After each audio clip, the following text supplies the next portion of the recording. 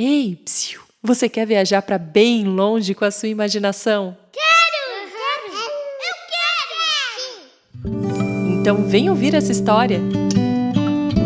Oi, aqui é o Otávio. E hoje eu vou contar para você a história de um super-herói de verdade. Um homem muito corajoso, que passou a vida toda lutando pelos que mais precisavam. O nome dele é Che Guevara. Eu vou te contar uma história. Agora atenção, que começa aqui no meio da palma da tua mão, da tua mão, da tua mão.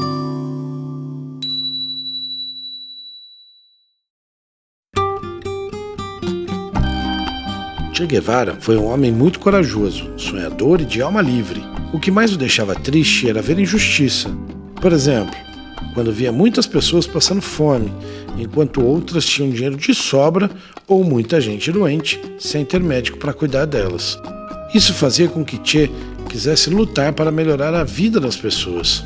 Mas antes de contar o que ele fez, eu quero que você saiba como tudo começou.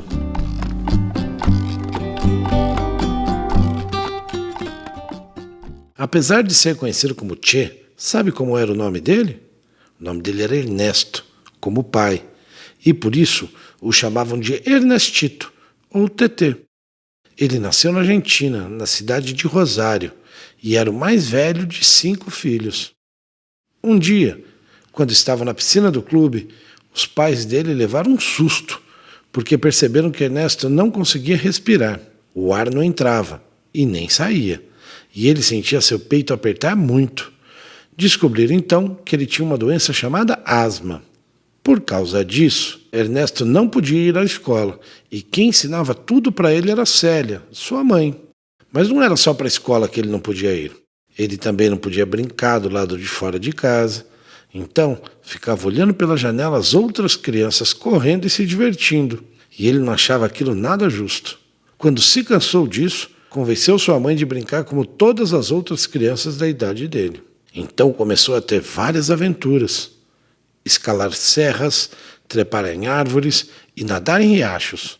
Jogava futebol com os irmãos e amigos. Brincava nos túneis das pedreiras e quando chovia se escondia nas serras.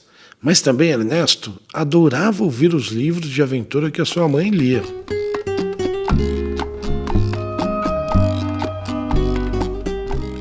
Ele começou a trabalhar bem cedo, com apenas 13 anos. E sabe o que ele fazia? Colhia uvas. Ernesto se apaixonou pela fotografia e pelo xadrez. Xadrez é um jogo, e fotografia você sabe o que é, né? E quando ficou mais velho, fez faculdade para ser médico. Com 22 anos, resolveu se aventurar sozinho. Colocou um motor na bicicleta, vestiu os óculos de proteção e saiu para visitar os lugares mais escondidos da Argentina. Ele queria aprender e conhecer tudo o que pudesse. Foi nessa viagem que começou a nascer a sementinha do seu desejo de mudar o mundo, porque ele via muita pobreza e ficava triste com isso. 2 anos depois, ele foi picado de novo pelo bichinho da aventura e quis ir embora da cidade grande. Talvez o tanto de cimento que tinha por lá apertasse o seu espírito de liberdade. E adivinha o que ele fez? Viajou novamente de moto, mas dessa vez com seu grande amigo Alberto Granados. Eles deram até um nome para sua moto. Era a La Poderosa 2.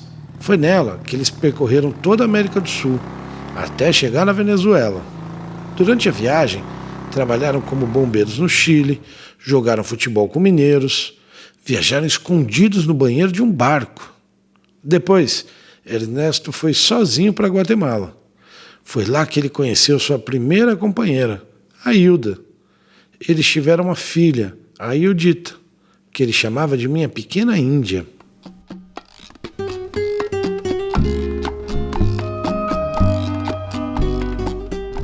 Lembra que eu disse que ele tinha um espírito livre?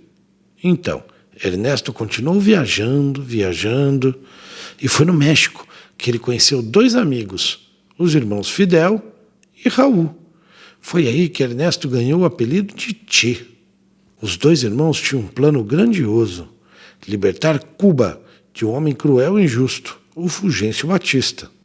Cuba é uma ilha que fica na América Central. Se você olhar no mapa, ela fica acima do Brasil. Che Guevara, Camilo Cienfuegos, Raul e Fidel Castro se juntaram a outras pessoas corajosas. O plano deles era entrar em Cuba pelo mar. Então Fidel conseguiu um barquinho que ia devagar e fazia muita força. Eles atravessaram uma grande tempestade que fez com que as ondas ficassem do tamanho de uma montanha. Quando chegaram em Cuba, eles tiveram que se esconder na floresta chamada Sierra Maestra, porque os inimigos, os militares de Fulgêncio Batista, estavam esperando por eles. Na manhã seguinte, Che levou um tiro no peito, mas sabe o que aconteceu? A bala foi desviada por causa de uma caixa de munições que ele tinha no bolso, bem onde a bala bateu. Ele se salvou por pouco. Ao invés de se assustar e desistir, Che, que era muito corajoso, continuou em frente com um pequeno grupo para se juntar com o restante das pessoas. Era de noite, e para acertar o caminho no escuro, ele seguiu a estrela polar, do jeitinho que tinha aprendido quando era pequeno, lá na Argentina.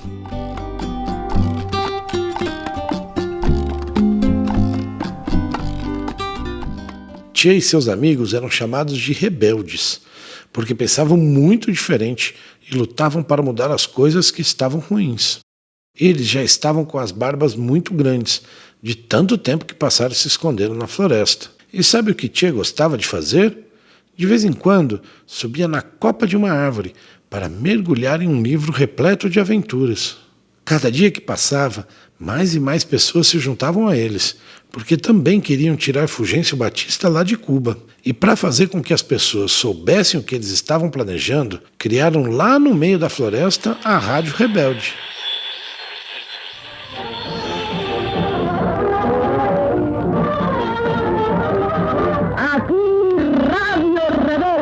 Desde la Sierra Maestra, território livre de Cuba.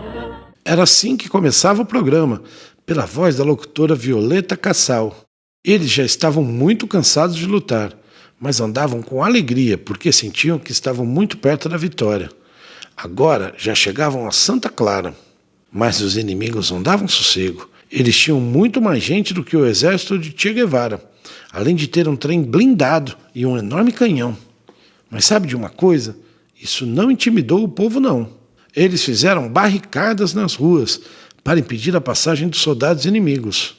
Um grupo conseguiu até levantar as vias e fez com que o trem blindado, que parecia invencível, descarrilhasse. Também derrubaram a Ponte Falcon para impedir que os inimigos passassem, mas a ponte não caiu por completo. Aí o Che chutou para ajudar e ela caiu inteirinha. Os amigos dele riam e diziam: o Che tem tanta força que derrubou a ponte com um chute. O povo foi tão persistente e corajoso que conseguiu derrotar o inimigo. Então todo mundo saiu comemorando nas ruas. Imagine só a alegria. A cidade agora era só deles. Todo o trabalho e tudo que eles plantavam agora seria deles. Ninguém precisaria dar mais nada para Fulgêncio Batista e seus amigos.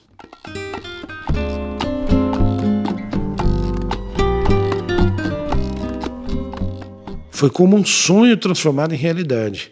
Agora, eles precisavam reconstruir a ilha de Cuba e distribuir as tarefas de acordo com o que cada um sabia fazer. E o ditador Batista teve até que fugir e se esconder bem longe. Che agora estava casado com Aleida, uma moça que ele conheceu lá na floresta Sierra Maestra. Com a vitória deles, as pessoas que antes nunca haviam estudado passaram a ir para a escola e até para a faculdade. Em Cuba não existem crianças vivendo na rua depois da Revolução. Também parou de existir crianças doentes por não terem o que comer e pessoas que não sabem ler e escrever. Todos e todas têm onde morar e podem ir ao hospital quando precisarem. Eles não gostam de países onde há muita desigualdade, ou seja, pessoas muito ricas e pessoas muito pobres. Eles preferem que seja como lá. Ninguém passa fome, porque o que eles têm, seja muito ou pouquinho, é dividido para todo mundo. No primeiro ano da Revolução, as mulheres também lutaram pelo seu espaço e começaram a fazer tudo o que queriam, assim como os homens. Além da Eudita, a primeira filha de Che, ele teve mais 4 filhos, todos com Aleida. 2 meninas, Aleidita e Célia, e 2 meninos, Ernestito e Camilo. Apesar de Tchê trabalhar muito, ele sempre arranjava tempo para ficar com a família. E aos domingos, depois do trabalho voluntário, chegava cansado, mas tirava a camisa e brincava com seus filhos e filhas no chão.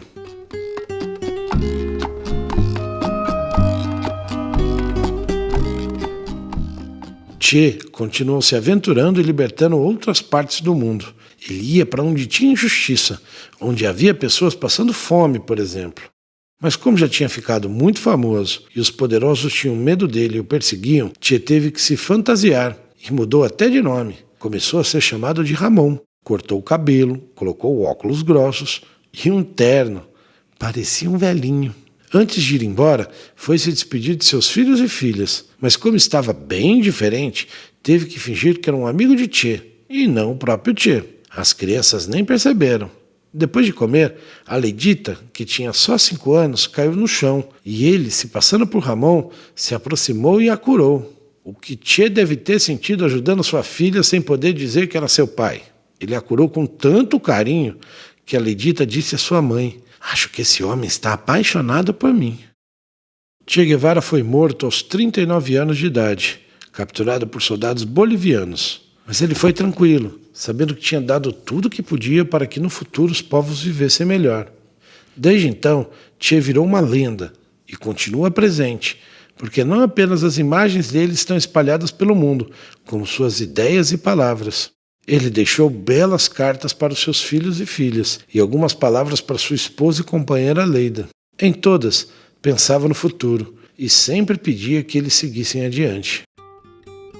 Uma das cartas dizia: "Aos meus filhos queridos Judita, Aleidita, Camilo, Célia e Ernesto. Seu pai tem sido um homem que age como pensa, e com certeza tem sido leal às suas convicções. Cresçam como bons revolucionários. Acima de tudo, sejam sempre capazes de sentir profundamente qualquer injustiça cometida contra qualquer um em qualquer parte do mundo.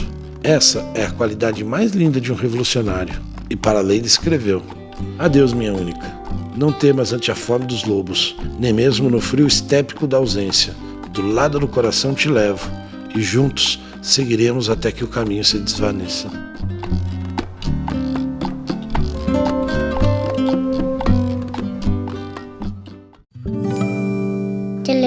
Tchelilau, a história acabou. Atropelou uma porta e saiu pela outra. Amanhã eu conto outra. Quem escreveu o livro Che Guevara foi Nadia Fink e o ilustrador é Pitu Sarra. A editora é Shirimbote. Quem traduziu foi Laura Mogadoro Duarte, editado por acordo com a Sur Livro. Essa história foi adaptada pela Thaís Maruoka. E hoje eu quero mandar um beijo para 2 crianças que enviaram mensagem contando que ouvem o nosso podcast. O Francisco, o Chicão, filho da Silviane e do Daniel, e o Antônio, filho da Liliane e do Paulo. Fico muito feliz de saber que vocês gostam de ouvir as historinhas aqui. Fico muito feliz de saber que vocês gostam de ouvir as historinhas aqui. Um recado para o adulto responsável. Se quiser comprar este livro, acesse o link na descrição desse episódio. Comprando por lá, você ajuda a financiar esse podcast. Você também pode nos ajudar compartilhando essas histórias nas redes sociais. No Instagram estamos como @agenteconversa e no Facebook Em Casa Gente. Siga também o Vem Ouvir Essa História na plataforma que você está ouvindo. Nos encontramos de novo então na próxima semana com uma história nova aqui para você. Até lá, tchau, tchau! Esse podcast é apresentado por Toribá. Para outros programas, acesse toribacomunicação.com.br.